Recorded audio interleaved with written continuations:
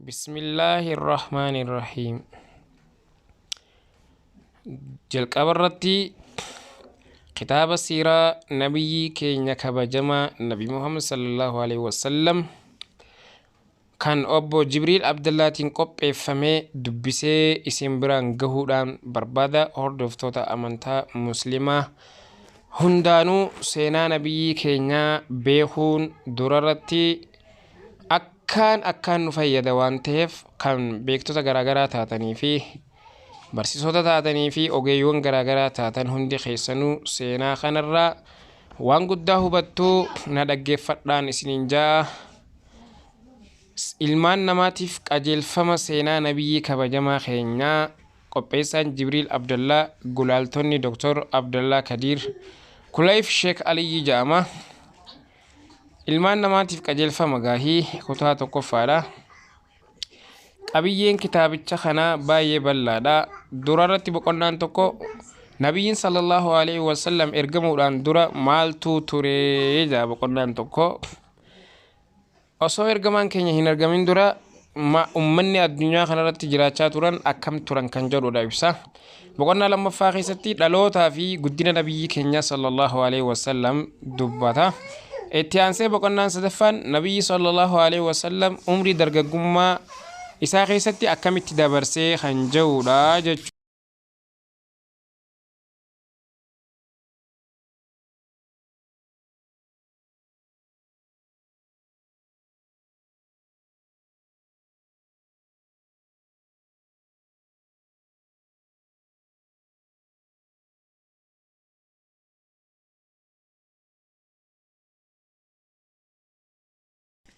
Kanaaf boqonnaan sadaffaan nabiyyiin keenya sallallahu alaihi wasallam umrii dargaggummaa keessatti akkamitti umrii isaa dabarsee kan jedhu. Boqonnaan afuraffaa marsaa nabiyyummaa addunyaadhaaf ifuu isaatti kan hin dubbatu. Boqonnaan shanaffaa marsaalee da'awaa nabiyyi keenya sallallahu alaihi wasallam san dubbata. Boqonnaan ja'affaadha godaansa gara Habashaa godhame dubbata kitaabni kuni. Boqonnaan torbaffaadha qormaata ciccimoo keessa darbuu fi kabaja ol'aanaa irra gahuudha ibsa. Boqonnaan saddeettaffaan gosoota arabaa gara islaamaatti waamuu fi godaansa gara madiinaa taasisuu ergamaa rabbii sallallahu alaihi wasallam kana jechuu. Boqonnaan waliigalaa boqonnaa 8 jechuu kan kitaabni kun of keessa qabatee dhufe duba yaa ummata keenya. Galata kitaaba kana abbaan kitaaba kana qopheesse yeroo galateeffannaa saa gizeenii fi namoota galateeffatu jechuudha. Maqaa rabbii akka mararfataa akkaan rahmata godhaa ta'een jalqaba jee jiru durarratti dubbii isaa gizee eegalu. Nabiyyiif rahmanni nabiyyi keenya Muhammad irratti haa jiraatu. Duraan dursee rabbii islaamaan nu badhaasee hordoftoota nabi Muhammad sallallahu alaihi wasallam nu taasiseef galanni haa galu. Achi itti aansee seenaa nabiyyi kabajamaa kutaa tokkoffaa akka barreessu na dandeessise galannii fi faaruun dhuma hin qabne isaaf haa ta'u ja'a. Itti aansee namoota kitaaba kana akka walitti qabu humnaa fi yaadaan na gargaaran galateeffachuu barbaada. Jalqaba abbaa koo Abdallaa Ismaa'eel humnaa fi yaadaan na gargaaran galateeffachuudhaan fadha ja'a. Itti aansee dubbistoota weebsaayitii kootii www.sammuban.com kitaabni kun osoo maxxanfame jechuudhaan jajjabeenya naaf kennan naan galateeffadha ja'a. Dubbistoota kanneen keessaa Kulayfi Sheek Aliyyi naan galateeffadha. Inni kitaaba kana dubbisuun wanta sirreeffamuu qabu sirreessuuf carraaqee jira. Kuni kitaaba baay'ee nama hawwatuu fi haalli barreeffama isaa sadarkaa kan eeggate waan ta'eef maxxanfamee ummata bira gahuu qaba jechuudhaan yaada nama onnachiisu naaf kennee jira ja'a abbaan kitaabichaa Jibriil Abdallaa.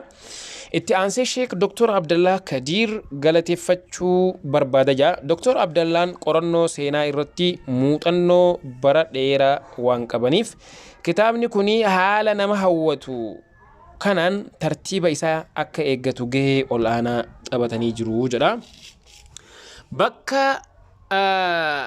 Bakka kana haqii mata duree kana bakka kana akkana godhi mata duree kana itti dabali qabiyyee isaa haala kanaan sirreessi jechuudhaan yaada baay'ee barbaachisaa naaf kennaa turaniiru jaa.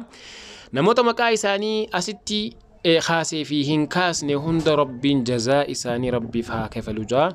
Duba abbaan kitaabaa akkana jechuudha. Seensa kitaabichaatti yoo dhufne dhugumatti faaruun hundi kan rabbiiti. Isa ni faarsina, ni gargaarsifanna, araarama isa kadhanna. Sharriiwwan nafsee teenyaa fi hamtuuwwan hojiiwwan keenyaa irraa rabbiin eeggamna. Nama rabbiin qajeelche kan isa jallisu hin jiru, kan nama rabbiin jallina keessatti dhiise kan isa qajeelchu hin jiru. Rabbii tokkicha shariika hin qabne malee dhugaan gabbaramaan akka hin jirre ragaa naan baha. Akkasumas Muhammad gabrichaa fi ergamaa isaa ta'uu ragaa naan baha jedhuba. أعوذ بالله من الشيطان الرجيم. يا أيها الذين آمنوا اتقوا الله حق تقاته ولا تموتن إلا وأنتم مسلمون.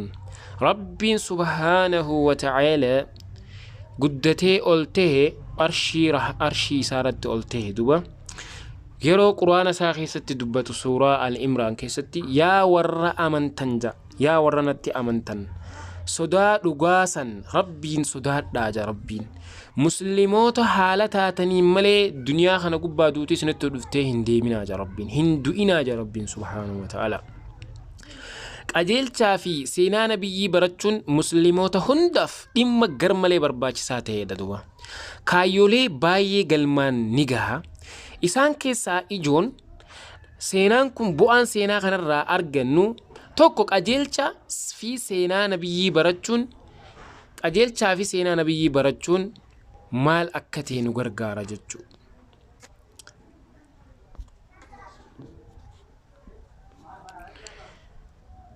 qajeelchaa fi seenaa nabiyyi barachuun musliimoota hundaaf dhimma garmalee barbaachisaa ta'edha. Kaayyoolee baay'ee galmaan gaha. Isaan keessaa ijoon namummaa ergamaa rabbii sallallahu alaihi wasallam, hojiiwwan isaa, dubbiiwwan isaa, wantoota inni mirkaneesse beekuun isatti hidhachuu muslimni akka nabii sallallahu alaihi wasallam jaallatu taasisu jaduba seeraan isaa duba. Nuti yeroo nabiyyiin qureeshotatti da'awaa godhuu bira hin jirru dhuga. Kanaafuu akkamitti osoo isa hin beekin isa jaallachuu dandeenya yaa ummata muslimaa. Kanaafuu karaan tokkichi nabiyyi keenya sallallahu alaihi wasallam ittiin jaallattanii fi hordoftan seenaa isaa siiraa barachuudha jechuudha. Seenaa nabiyyi barachuu fi qo'achuu keessa nabiyyiin abbaa manaa akkamii akka ture, hogganaa waraanaa yookiin hogganaa akkamii akka ture, bulchaa akkamii akka ture, barsiisaa akkamii akka ture, abbaa murtii akkamii akka ture, daa'ii islaamaa daa'ii akkamii akka ture, zaahida akkamii akka ture ni beekna jechuudha. Haalaa fi eenyummaa keenya osoo adda hin baasin hundi keenyayyuu seenaa nabiyyi qo'achuu irraa faayidaa guddaa arganna jechuudha. Daa'in yookiin namni gara islaamaatti namoota waamu maloota marsaalee da'awaa marsaalee hundaaf karaa sirrii hordofuu qabu seenaa nabiyyi sallallahu alaihi wasallam keessatti ni argatta jechuudha. Seenaa kanarraa wanti daa'in fayyadamu namootaan akkamitti akka wal qunnamuu fi islaamummaatti waamu akkamitti ka waamu. Nabiyyi sallallahu alaihi wasallam jecha rabbii ol taasisuuf humna guddaa akka baase itti dhagahamu. Gufuuwwanii fi rakkoolee isa qunname akkamitti akka to'ate. Rakkoolee cimaa fi fitinaa fuuldura dhaabbanni sirriin maal akka ta'e ni barate jechuudha. Barsiisaan manatti yookiin mana barnootaatti ijoollee barsiisus seenaa nabiyyi sallallahu alaihi wasallam keessatti nabiyyiin dhaloota hawaasa muslimaa seenaa guddaa hojjetan akkamitti akka barsiisee fi guddise ni barate jechuudha. Dhaloonni jalqaba harka nabiyyi irratti baratanii fi guddatan dhaloota hundarra gaarii ta'anii fi seenaa eenyullee hin hojjetanii kan darbanidha. Bahaadhiya addunyaa keessatti adlii haqummaa babal'isan jechuudha. Hogganaan waraanaas seenaa nabiyyi keessatti sallallahu alaihi wasallam sirna jabaa wal qabate tooftaa garmalee gadi fagoo fi cimaa ta'e loltuu fi ummata karaa adda addaatiin hogganuu ni argata. Nabiyyiin sallallahu alaihi wasallam akkamitti haqaan akka hojjetu ummata muslimaa tokko godhee hawaasa keessatti namoota gadhee akka munaafiqootaa waliin akkamitti akka jiraate siiraa Nabi Muhammad sallallahu alaihi wasallam irraa ni baranna jechuudha. Ammas aalimman yookiin hayyoonni quraana hubachuuf seenaa nabiyyi siiraa qo'achuu qabu jechuudha. Sababni isaas seenaan nabiyyi wanta quraana keessa jiru hojiidhaan agarsiisa waan ta'eef sababa aayaan itti buute ibsa aayaa sanii aayata baay'ee ifa godha jechuudha siiraan isaa. Kanaafuu kuni hundi quraana hubachuu murtiiwwanii fi barnoota isa keessaa baasuu irratti isaan gargaara jechuudha siiraan. Ammas daldalaan siiraa irraa kaayyoo daldalaa karaa fi sirna ittiin daldalan ni barate jechuudha siiraa kanarraa. Namoonni rakkoolee fi qormaata adda addaan qoramanis obsaa fi gadi dhaabbannaa guddaa sadarkaa olaanaadhaan ni baratu jechuudha. Karaa da'awaa islaamaa keessatti nabiyyi isaanii ni jabaata. Karaa da'awaa islaamaa keessatti jabeenyi isaanii ni jabaata jechuudha. Rabbiin irratti hirkachuun isaanii ni guddata. Xumurri gaariin warroota taqwaa qabaniif akka ta'e ni mirkaneeffatu jechuudha. Ummanni siiraa keessatti adaba, naamusa ol aanaa, amaloota faarfamoo, amantii qulqulluu, ibaadaa sirrii, qulqullina qalbii, karaa rabbii keessatti qabsoo jaallachuu, karaa isaa keessatti shahidummaa, wareegoma barbaaduu fi kan biroo ni baratu jechuudha siiraa kanarra. Kanaaf Ali bin Hussein rahimahullahu akkana jedha. Akkuma quraana irraa suuraa boqonnaa barannu duula nabiyyi sallallahu alaihi wasallam barachaa turre jedhuba. Ammas Ismail bin Muhammad bin Sa'id bin Abi Waqqas akkana jedha duba. Abbaan kiyya duula ergamaa rabbii sallallahu alaihi wasallam nu barsiisaa fi nutti lakka'aa ture jedhu. Akkanas jedha jedhu. Tuni hambaa abbootii keessaniiti. Kanaafuu yaadannoo isii hin gatinaa. Bidaayata wanihaa ibni Kasir keessatti akkana dubbata jechuudha. Siiraa nabiyyi barachuun ummata barsiisuu fi mootummaa ijaaruu keessatti karaa islaamaa fi musliimotaa ittiin jabeessan beekuuf hayyoota, hoggantootaa fi abboota murtii ni gargaara jechuudha. Guddinaa fi kufaatiif wantoota sababa ta'an ni baru jechuudha. Siiraa nabiyyiidha barachuun. Nabiyyiin akkamitti hawaasa muslimaa akka ijaaranii fi tokko taasisan mushrikootaa fi kaafirtootatti akkamitti akka duule Makkaa gara Madiinaa hijiraa godaansa tooftaa sirrii akkamitti akka baase ni barata jechuudha. Kun hundi diinatti akkamitti akka duulanii fi akkamitti diina jalaa akka bahan nama barsiisa jechuudha. Siiraa keessaa barnoota himamee hin dhumneetu jira. Gabaabumatti ummata muslimaa kanaaf dachii keessatti haala mijeessuun injifannoo fi jabeenyi isaaniif deebi'uu kan danda'u qajeelcha nabiyyi sallallahu alaihi wasallam yoo hordofanidha jechuudha. رب سبحانه وتعالى نجل أعوذ بالله من الشيطان الرجيم قل أطيعوا الله وأطيعوا الرسول فإن تولوا فإنما عليه ما همل وعليكم ما هملتم وإن تطيعوه تهتدوا وما على الرسول إلا البلاغ المبين.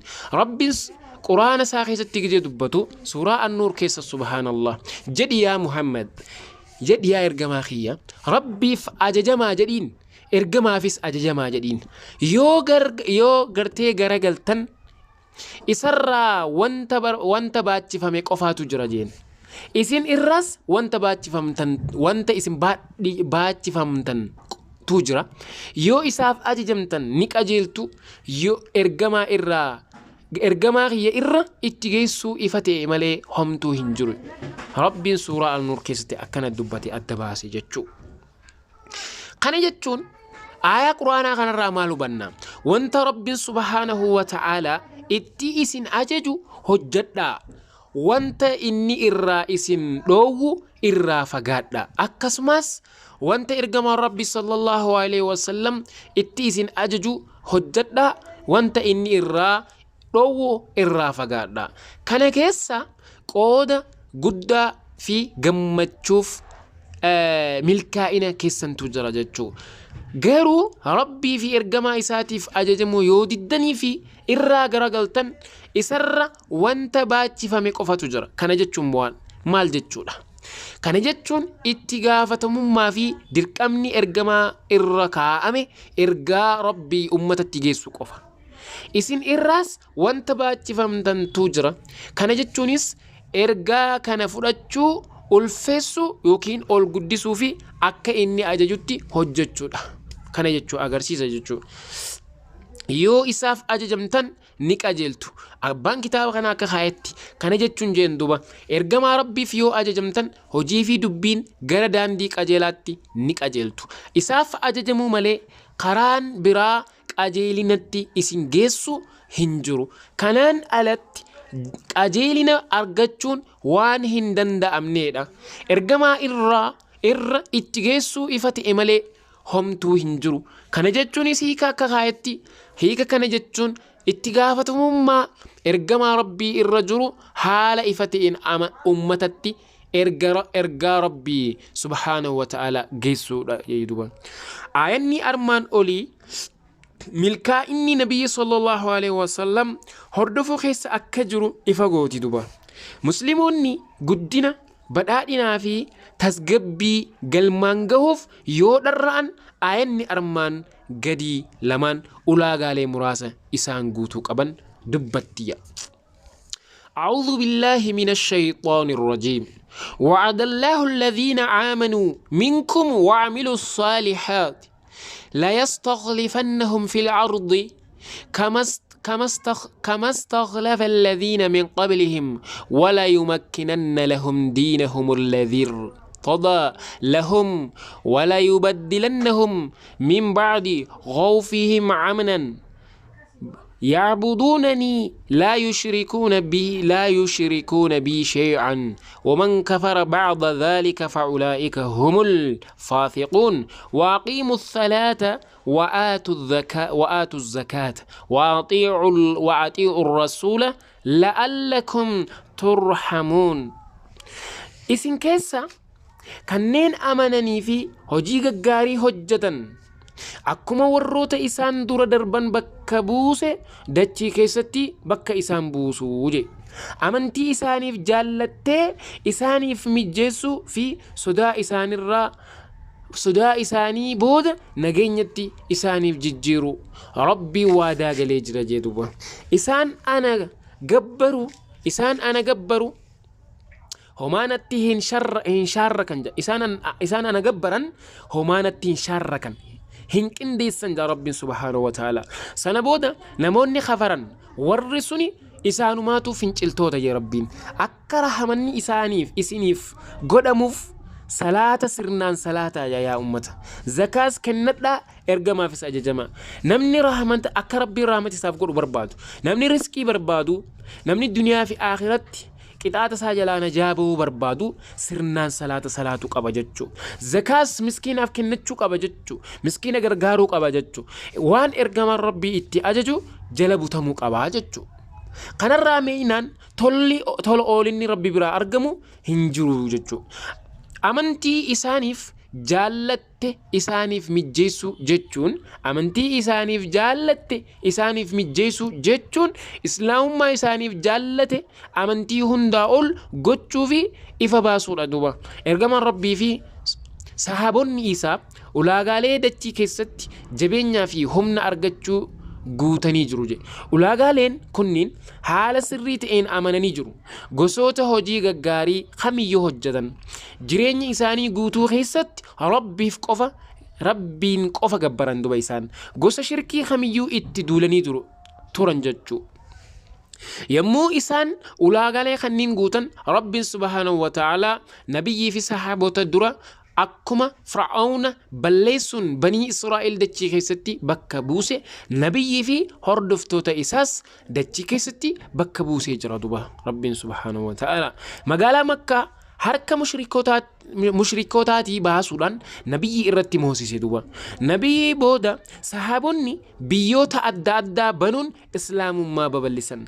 Yeroo jalqabaaf islaamni makkaan keessatti yommuu labsamu musliimoonni lakkoofsaan baay'ee xiqqoo waan ta'aniif sodaa guddaa keessa turan. Rabbiin sodaa kana isaan irraa oofuun nageenya isaaniif kenne duba. Yommuu isaan ulaagaalee isaan irraa barbaadamu guutan rabbii waadaa isaa ni guuteef subhaanahu wa ta'ala. Haaluma kanaan hanga qiyaamaatti namoota ulaagaalee kanniin guutan rabbii waadaa kana ni guutaaf. Musliimoonni yeroo ammaa saboota addunyaa hogganuu irraa wanti duubatti isaan hambise ergaa rabbii isaanii waan dakatanii fi bakka isaatii waan gadi buusaniif subhaanallah yaa rabbi. Beekumsaa fi hojiidhaan akka horofaa saamunaa ta'an jedhuba. Dadhabinni imaana, gogensi ruuhii, jiginsi yaadaa, dhiphinni nafsee, jeeqamuun sammuu fi kufaatiin amalaa akhlaaqaa musliimoota mudate kuni sababa bakki duwwaan qura'aana kabajamaa qajeelcha nabiyyi khaliifota qajeelfamanii fi ummata gidduutti uumameeni duba. Gabaabumatti kallattii jireenyaa kamiiniyyuu nabiyyiin sallallahu alaihi wasallam fakkeenya hundarra gaarii best role model namaaf ta'u jecha keenyarra jechi qura'aanaa kana caalaa ibsa duba. أعوذ بالله من الشيطان الرجيم لقد كان لكم في رسول الله أسوة حسنة لمن كان يرجو الله واليوم الآخرة وذكر الله كثيرا. رقمتي نما ربي في قيا آخرة قجلوف أمس ربي بايسيس يادتوف إرقما ربي خيسا حدنا فكين يقاريتو إساني في جرجي ربي سورة الأحزاب كيسة دبتا يجو إرقما ربي صلى الله عليه وسلم اتهدت شوف سينا إساني سيرا بيخون قرم لي برباتي سارة جتشو يا أمة خينيام أمرين إجول لما نبي إجول لف فكين يقاريتا umriin dargaggummas dargaggoota fakkeenya gaarii ta'a. Marsaaleen umrii khamirrayyuu namoota jiraniif fakkeenya gaariidha jechuu sadarkaaleen ergamaa rabbi sallallahu alaihi wasallam keessa darban jechuu. Siiraan nabiyyi sallallahu alaihi wasallam arabiffaan baay'ee barreeffamee jira. Ingiliffaa fi afaanota addunyaa birootiinis barreeffamee jira. Garuu gara afaan keenyatti yommuu dhufnu siiraan afaan oromootiin haa barraa'u malee dubbistootaaf wanta barbaadamu kennuufi hin danda'u. Kuni isaan ajeeffachuu fi ifaajii isaanii tuffachuu fi miti. Barreessitoonni siiraa afaan oromootiin barreessan hanga danda'an ifaajanii jiru. جزاكم الله خيرا جنان إن شاء الله وانت هنكته اتقوتو في برنوت سيرا إرا برتم خطان قودون هنگدن دامي سينا ورقي كان كتابا بيكمو فرتم أرغتن إرا ندي اسنا جدوب أبان كتابا ربين والله جزاء ربها خفلوف سينا كان بكا أفرتي قوني إلى الله جادوبا تقفى نبيين إرجموا الأندرة جارة جافا كيس حال الدنيا زبنا ولا لما جاهلية خيس الدنيا أنتم مال أكترتي لما فا دلوت نبيي درة وانتوت آدم سفمن مال توتره سدفارت دلوت بودا دائم ما إرى هنگا نبي مات مال توتره أفرفان نبي ما إرى هنگا دعات لا حول ولا قوة إلا بالله كتابة وبي سينسكوني الرافع رتمي السيرة نبويات فولا شيء هذا سجلي علي محمد سلاب الراكم فرتمي دا يجودا Noble Life of the Prophets English فادان كان توري جودا أسر راكم فرتمي جو بقولنا تقطيو دفنو نبي صلى الله عليه وسلم إرجمو داندورا مال توري جادو بزبانا سنتي نبي محمد صلى الله عليه وسلم إرجموا داندورا جارة جافا كيس حال الدنيا زبنا ولا لما جاهلية سنكيس مال توتوري بلنا نبسمي جرا الدنيا وانتوتا والفالي سلمان تن قوت تمتير أي روسانتي تقفى في إفا في دكاني adii fi gurraachi, muuminaa fi kaafirrii fi kan kana fakkaatan wantoota wal faalleessanidha. Seenaa dhala namaa keessatti nabiyyoonni ifaa beekumsaa namootaaf ibsuun dukkana namarraa oofu. Yeroo nabiyyoonni kunniin du'anii fi hordoftoonni isaanii itti gaafatamummaa isaanii bahuu dhiisan dukkanni wallaalummaa fi zulmii addunyaa haguuga duuba. Zulmiin addunyaa haguuga. Seenaa keessatti nabiyyoonni dukkana kana oofan yeroo adda addaa ni bahu jechuudha. Wal duraa duubaan yeroo isaanii eeggatanii erga dhufanii booda nabiyyiin xumuraa nabi Muhammad sallallahu alaihi wasallam dhufuun addunyaadhaaf ibsaa guddaa ta'anii jiru jechuudha. Ibsaa kana dura haalli addunyaa jaarraa jahaffaa maal akka ture beekuun gatii nabiyyummaa maaliif akka ergamee fi jijjiirama inni fide salphaatti akka hubannu nu taasisa jechuudha. Waa'ee kana osoo hin beekin callisnee dhaloota nabiyyii irraa yookaan rakkoodha jechuudha. Kanaaf hayyuun beekamaan Abul Hasan Nadawiin akkana jedha duuba. Dubbisaan taateewwanii fi murteewwan kitaaban siiraa seenaa nabiyyi keessatti arguu hubachuu hin danda'u jedha. Dubbisaan tokko taateewwanii fi murteewwan kitaaba siiraa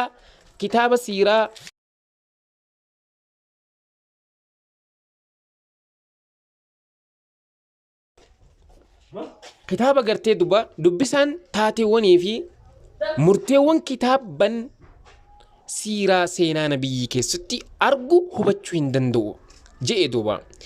Haala hawaasummaa, diinagdee, siyaasa, uumamaa fi teessuma lafaa biyya tanaa fi naannawa isii wanta hawaasni irraa ijaaramee fi qilleensa baramaa walitti dhufeenya isaanii hijiraa fi islaamni babal'achuun dura aadaa fi haala waliin jireenya ummataa yoo beeke malee waa hubachuu hin danda'u jedhuba. Dubbisaan kana hunda yoo wallaalee fi kitaaban siiraa keessatti adeemsa yoo jalqabe akka waan holqa keessa deemaa jiru isatti fakkaataa jedhe dubbate duba.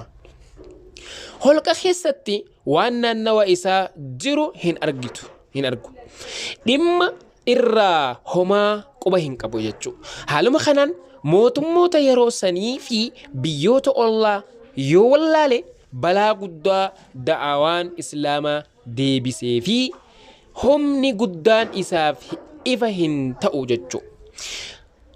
Hamma mootummoota naannawa san jiran islaamni dubbise nabiyyiin sallallahu alaihi wasallam ergaa isatti akka amananii fi murtii islaamaa akka fudhatan waamee qaroomina isaan irra gahan humna waraanaa fi badhaadhina irree fi aangoo mootummoonni kun itti fayyadamaa turan yoo beeke malee wareegaa fi humna guddaa nabiyyii fi sahaabonni isaa kafalan beekuu hin danda'u jechuudha.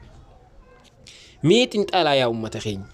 Kanaafuu seenaa nabiyyitti seenuun dura haala mootummoota yeroo sanii, haala amantii, haala hawaasummaa fi teessuma lafaa Arabiyaa, biyya Arabiyaa beekuun nu barbaachisa jechuudha. Kuni hundi barbaachisummaa nabiyyii akka hubannuu fi gaafii guddaa nabiyyiin xumuraa sallallahu alaihi wasallam maaliif Makkaa fi Araba keessaa filatame jedhuuf deebii akka argannu nu taasisa jechuudha. Kutaa kana bakka saditti qooduun ilaalla jedhe abbaan kitaaba kanaa. Isaanis tokkoffaan mootummoota gurguddoo yeroo sanii, lammaffaan haala ummata Hindii, Awurooppaadhaa, ummata Arabaa fi haala amantiiwwan yeroo saniiti duuba. Tokkoffaarratti mootummoota gurguddoo addunyaa jaarraa jahaffaa keessa jiranii turanii jechuudha. Jaarraa jahaffaa yommuu jennu Nabi Muhammad sallallahu alaihi wasallam dhalachuudhaa fi ergamuun dura akka lakkoofsa Awurooppaatti baroota 500 keessa jechuudha. Yeroo kanatti mootummoonni bebbeekamoon gurguddoon addunyaa lama turan duuba. Isaanis Impaayera Roomaadhaa fi Impaayera Pershiyaa Iraan kan jedhaman kana jechuudha. Impaayera jechuun mootummaa lafa bal'aa qabatee fi biyyoota baay'ee to'ate jechuudha. impaayera yeroo jennu jechuudha histirii keessatti ni barattan irra hedduun keessan jechuudha. Mootummaa lafa bal'aa qabatee jiruu fi biyyoota baay'ee to'atee jiru maal jennaan impaayeraa jennaan jechuudha. Mee impaayera Roomaa haa fudhannu. Impaayerri Roomaa impaayera impaayera Beezantaayin jedhamuun kan beekamudha innis. Biyyoota akka Giriik, Balkaan, Eeshiyaa, Suuriyaa, Filistiin, Ijibti fi kaaba Afrikaa guutuu bulchaa turan jechuudha. Magaalaan guddittiin isaanii Koonistaantipool yookiin Istaanbul ta'amma jedhamtan jechuudha. Magaalaan guddittiin isaanii Istaanbul yeroo ammaa turte. Impaayerri Roomaa kuni mootummaa zaalimaa cunqursaa guddaa raawwatuu fi ummata bulchu garmalee kan hacuucu ture jechuudha. Akkuma beekamu yeroo humni alaa biyya tokko qabatu jiraattota biyya sanii to'annaa jala oolchuuf tooftaaleen badaan inni hin fayyadamne hin jiru jechuudha. Mootummoonni abbaa irree kunniin ummata bulchaniif mararfannaa wayituu hin agarsiisaniif. Ummanni Suuriyaa liqaa isaanii kafaluuf hanga ijoollee isaanii gurguruu gaanitti rakkoon diinagdee impaayera Roomaa jalatti garmalee itti cime jechuudha.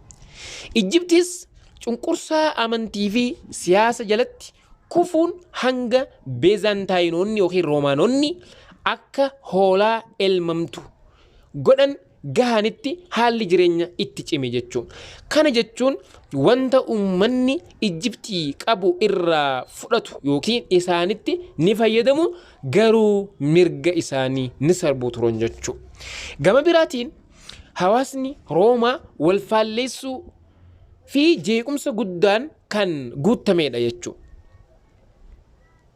Hawaasni Roomaadhaa wal faalleessuudhaa fi jeequmsa guddaan kan guutamedha. Kitaaba qaroomina darbee fi ammaa jedhu keessatti jechi kuni dhufee jira.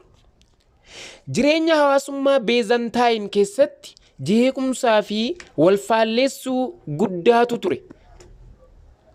Amantiin sammuu isaanii keessatti hidda qabatee jira. Moloksummaan kan babal'ateedha. Biyyattii keessatti namni aadaan yookiin taraasa'u qorannoo amantii keessatti garmalee kan gadi lixuu fi falmii Beezantaayiniin kan of koomsu ture ta'ee jechuudha. Gama biraatiin ummanni wanta faayidaa hin qabne kan akka taphaa bashannanuu fi badii keessatti taruun kan haguugamanidha jechuudha ummanni. Civilization Past and Present kitaaba barreeffame kana keessatti ergaan kuni fuula 260 takka hanga fuula 262 irratti by T. Walter Wallbank and Alistair M. Taylor bara 1954 jedhamee qophaa'ee barreeffame kana keessatti argamuu ni danda'ama jechuudha. Achirraa fudhatamee jechuudha seenaan kun. Takka tuqaa lama yoo fudhannee impaayera Pershiyaa yookiin Iraan kan jedhamu yoo fudhannee impaayerri Pershiyaa yookiin impaayera Beezantaayin caalaa guddaadhaa fi humna cimaa qabaa ture jechuudha. Humna cimaa kan qabu ture jechuudha. Amantiin kijibaa akka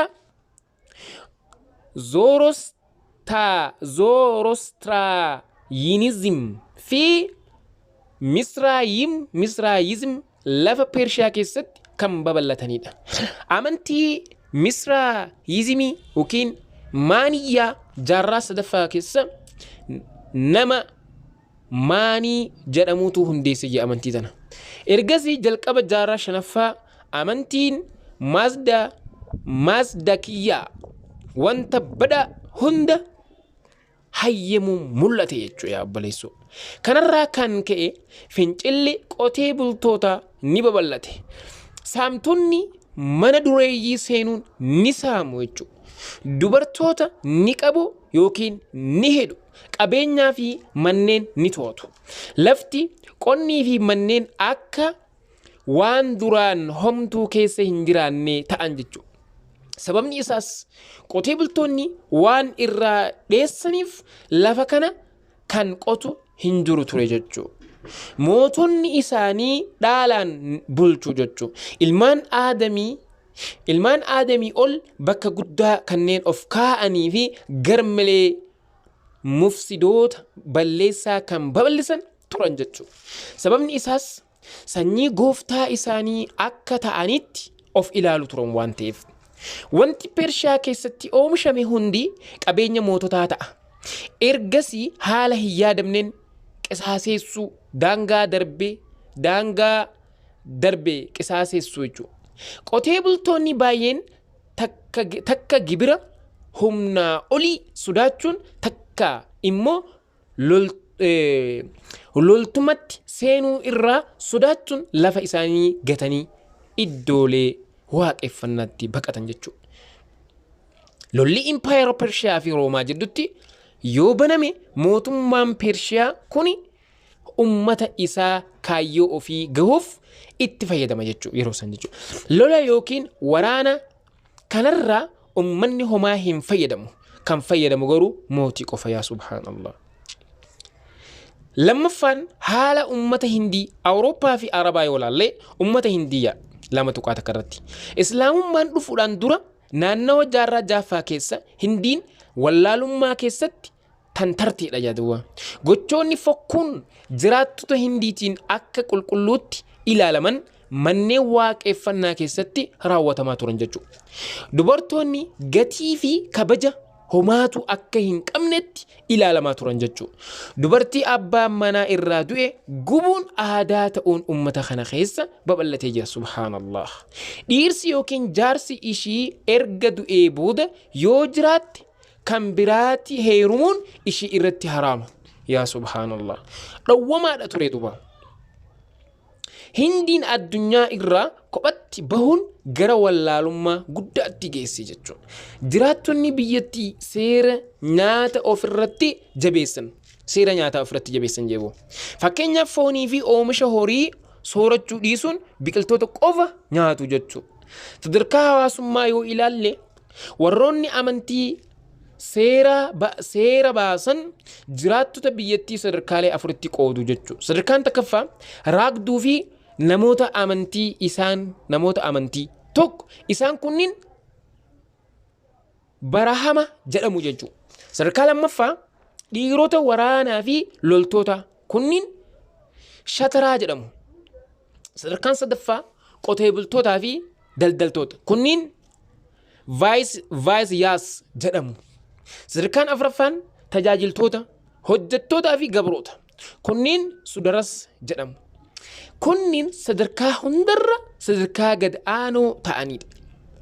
Khaaliqni warroota kanniin namoota sadarkaa takkaffaa lammaffaa sadaffaa tajaajiluuf malee wanta biraatiif hin uumne jechuun kijibu jechuudha. Warra sadarkaa afuraffaa kanaan akkana jedhama. Seerri kun barahamaaf bakka olaanaa eenyullee isaa waliin hin hirmaanne kenneefii jira jechuudha. Seerri isaan akkana daddaqoodan kun.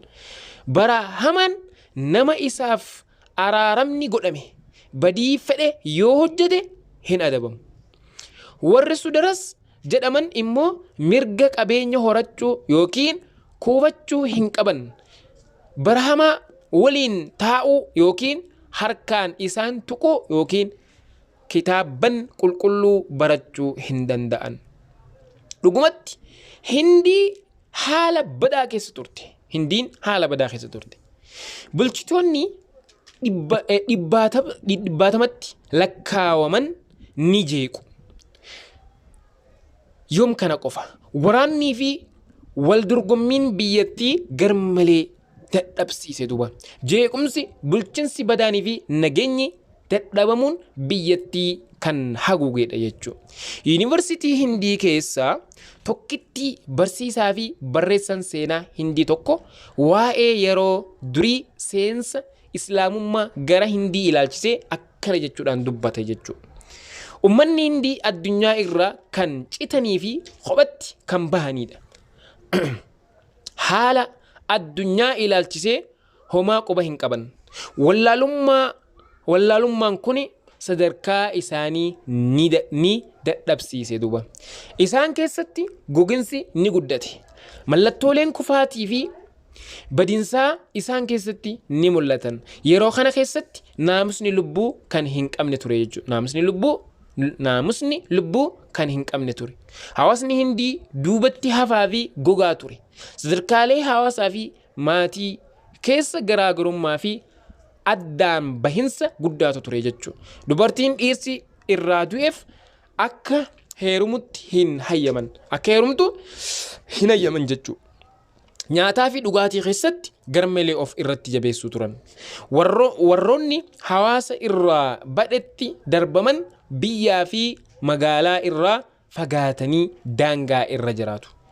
Muslim rule in India page 33 by Vidyadhar Mahanan, New Delhi. Bara 1970 irratti akkanatti kitaabni lafa kaa'ee jira jechuudha.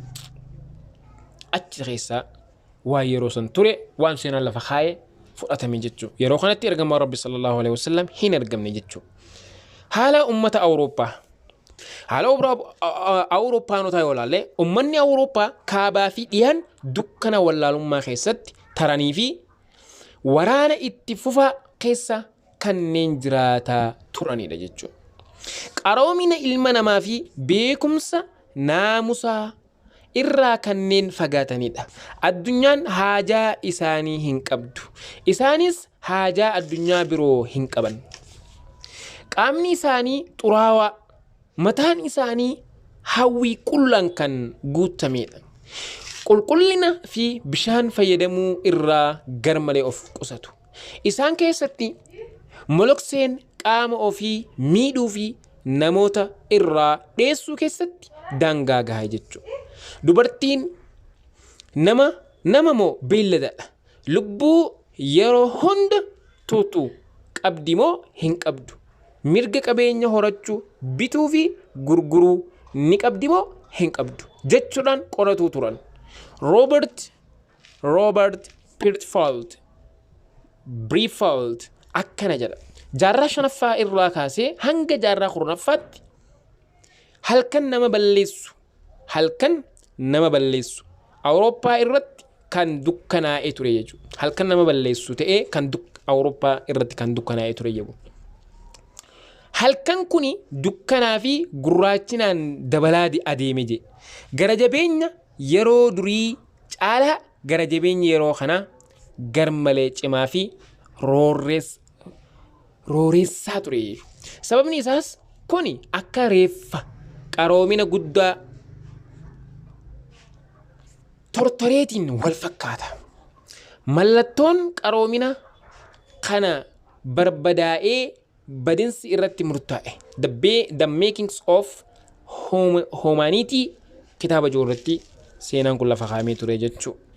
Abbaan kitaaba kanaa waa'ee haala Arabootaa yeroo dubbatu Nabiin rahmata sallallahu alaihi wasallam ergamuudhaan dura haalli Arabaas garmalee kan bade ture. Amalli isaanii kan bade alkoolii dhuguu, qumaaraan kan machaanidha turan jechuudha. Goginsii fi gara jabaachuun hanga ijoollee durbaa awwaalan gahanitti isaan geesse. Shiftaa fi daldaltoota saamuun isaan keessa kan babal'atedha yeroo sanatti. Sadarkaan dubartii kan kufedha. Akkuma meeshaan yookiin horiin dhaalamu ishiinis dhaalamti. Nyaata irraayis dubartii irratti dhowwamuun dhiira qofaaf kan hayyamameetu ture jechuudha. Isaan keessatti gosummaa fi dhiigummaan of tuuluun goginsa guddaadha duuba. Hanga lolli isaaniif bashannanaa fi bohaartii ta'uu gahutti waraana keessatti kan lixaniidha turan jechuudha.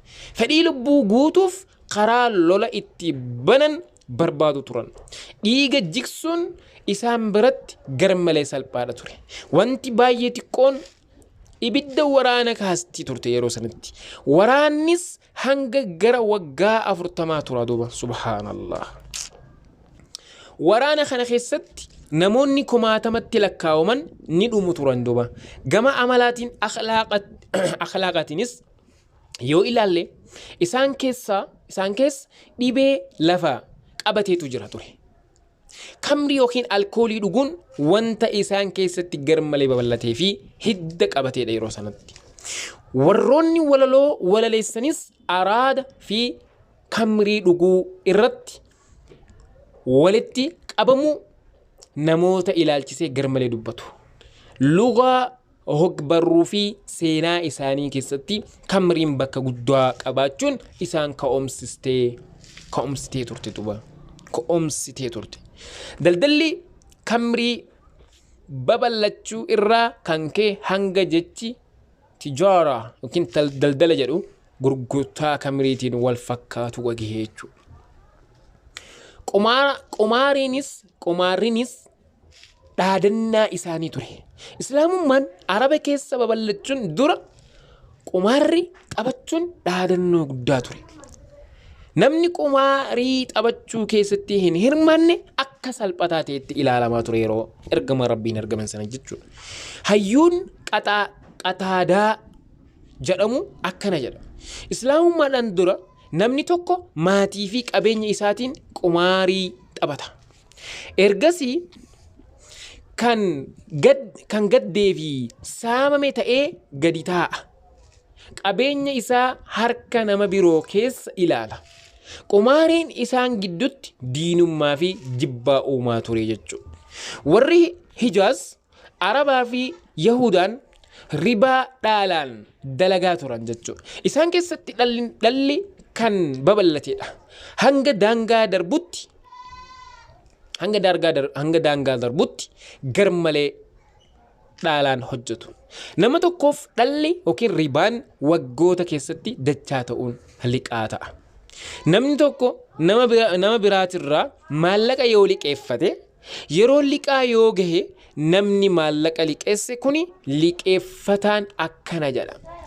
Maallaqa siif liqeesse naaf kafaltamoo naaf dabalta. Allahu akbar. Yoo wanti kafaluu isa bira jiraate ni kafala. Ta'uu baannaan gara waggaa dhufuutti jijjiiruun maallaqa irratti dabalee kafalaaf. Fakkeenyaaf saantima yeroo san ittiin daldalan diinaara 500 yoo liqeeffate yeroon itti deebisu yoo dhumate diinaara 500 fi diinaara hamma ta'e itti dabalee deebisaaf. Kuni zulmii guddaa waan ta'eef Islaamni kana hunda ni dhabamsiise, ni dhoowwe jechuudha.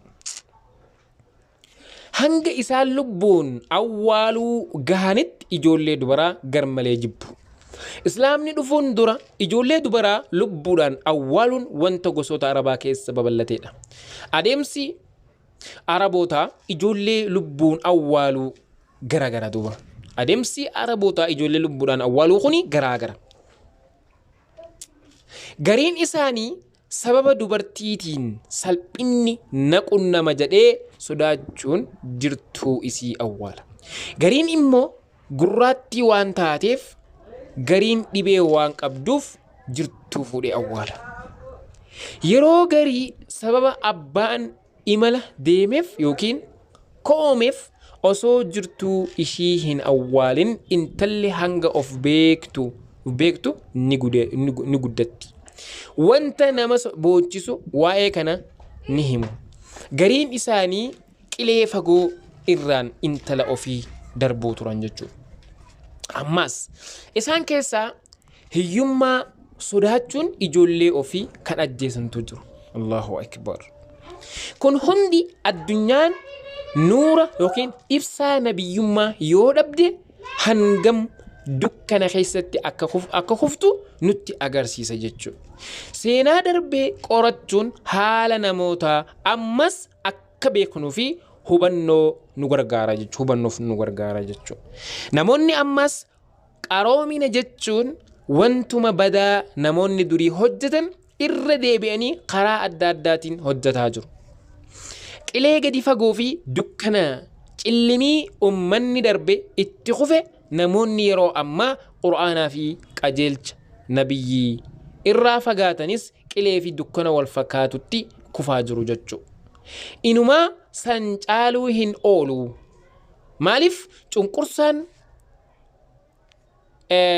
faahishaan yookiin wanti fokkuun dhala ribaa nyaachuun gara jabeenyi ummata jumlaan fixuunii fi kan kana fakkaatan dukkana addunyaan hamma tanaa keessa jirtudha jechuudha.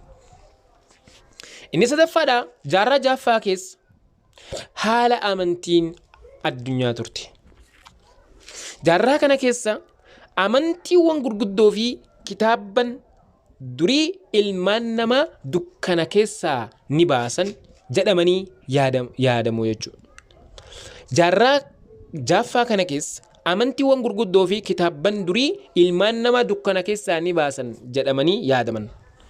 Namoota fafee fi munaafiqootaaf taphaa fi baacoo ta'ee jira jechuudha. Biiftuun islaamaa guddoon dhooyuun dura dhalli namaa marsaa seenaa keessatti marsaa sadarkaa gadi aanaa keessa jiraataa turan. Dhimmoota amantiidhaa, kan diinagdeedhaa, kan siyaasaa, kan hawaasummaa fi jireenya isaanii guutuu keessatti jeequmsa guddaadhaan kan rakkachaa turanidha jechuudha. Wallaalummaan amantii fi yaada isaanii kan to'atedha. Doofummaan fedhiin qullaan akka fedhan ta'uun badiin of tuuluu fi cunqursaan amaloota jaahiliyyaa wallaalummaa ifa ba'anii fi addunyaa namoota to'atan ta'anii jiru jechuudha. Amantiiwwan samii irraa bu'an jireenya namootaa keessatti bu'aa fi dhiibbaa homaatu kan hin finne ta'aniiru jechuudha. Sababni isaas kitaabban samii bu'an kanneen keessatti micciiruu fi jijjiiran argamee jira waan ta'eef. Namoonni fedhii ofiitiin wanta kitaaba keessa hin jirre itti dabaluun yookiin irraa hir'isuun kitaabicha jijjiiran. Amantiiwwan yeroo san babal'atanii fi sababa adda addaatiin gatii dhabuun ilmi namaa dukkana keessa akka turuuf sababa ta'an mee muraasa isaanii haa ilaallu. Amantii Yahudaa haa ilaallu. Amantiin Yahudaa kuufama waaqeffannaa fi akkeessaa malee lubbuu tan hin qabne taatee jirti. Amantii sanyii malee wanta biraatii miti. Amantii sanyiiti malee wanta biraatii miti jedha. Addunyaaf ergaa guutuu baadhachuu sabootaaf waamicha gochuu fi dhala namaatiif marfannaan isii keessa hin jiru. Sababa Yahudaan ummata itti olloomtee fi bulchinsa jala turteen dhiibbaan guddaan amantii kanarra gahee jira jechuudha. Yahudoonni ummata ollaa kana irraa aadaa fi akkeessaa wallaalummaa isaanii fudhachuun amantii ofitti makan jechuudha. Barreessitoonni seenaa Yahudaa waa'ee kana ni amanu jechuudha. Galmee hiikaa Yahudaa Jewish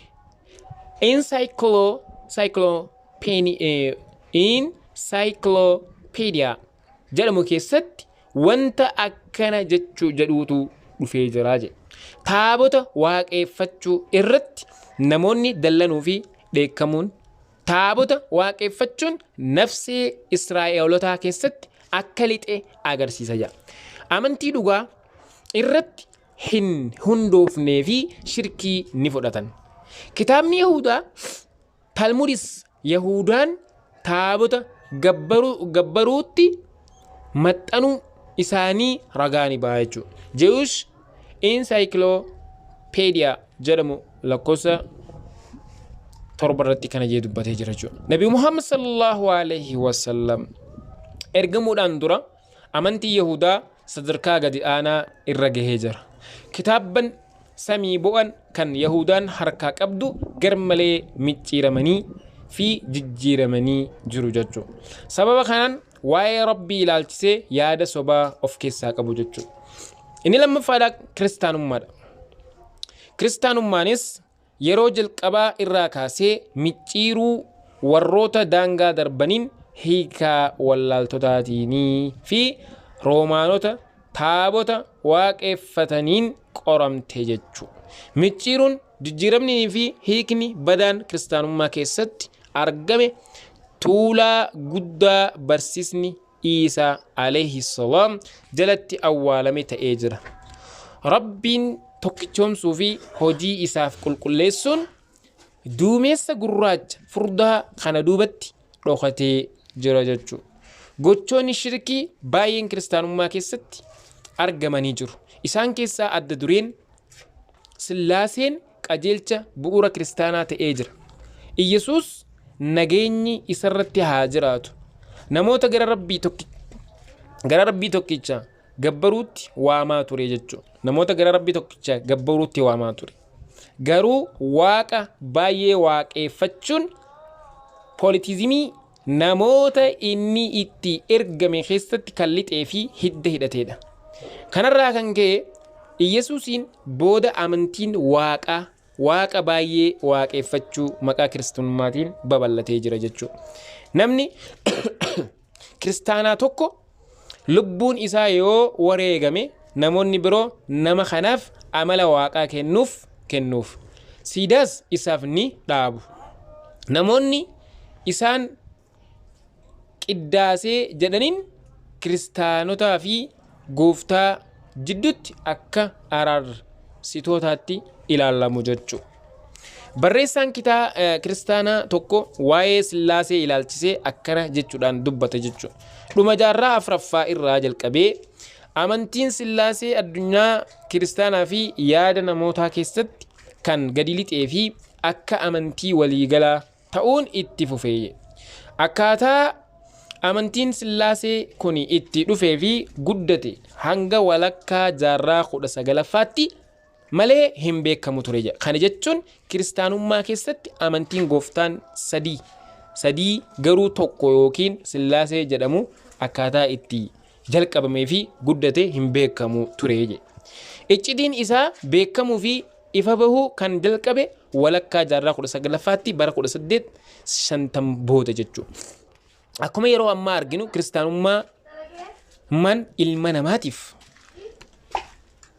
kiristaanummaan ilma namaatiif ibsaa dukkanaa keessaa itti bahan ta'uu hin danda'u jechuudha. Sababni isaas hundee fi bu'urri amantii diigamee fi wal dhahee jira waan ta'eef.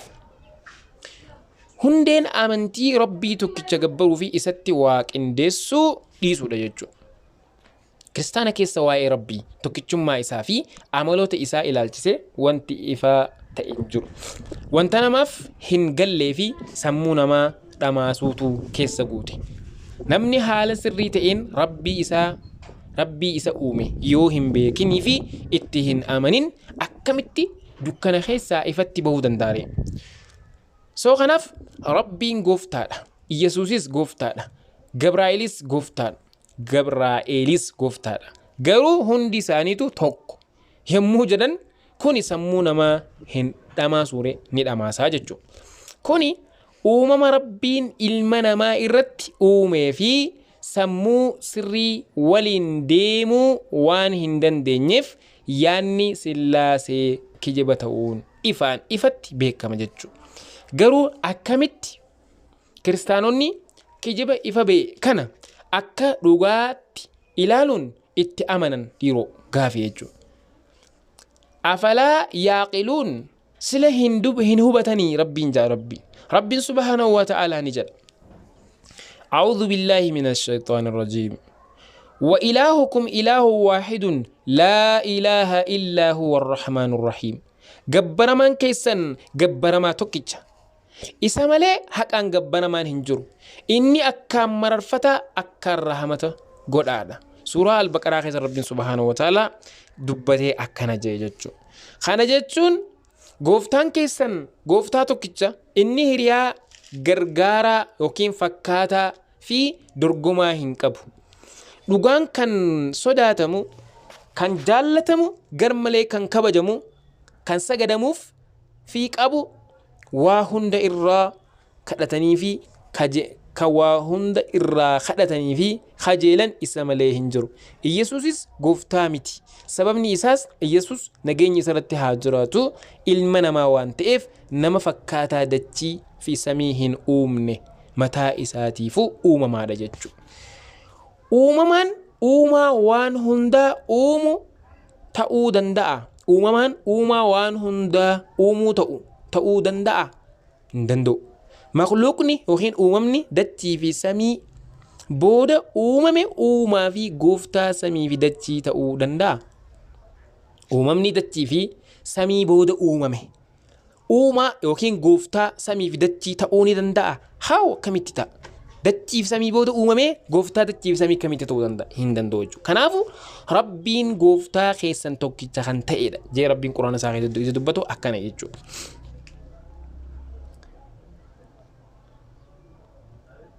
Kanaaf majuuzaa kan jedhamu kanarratti hin dhaaba.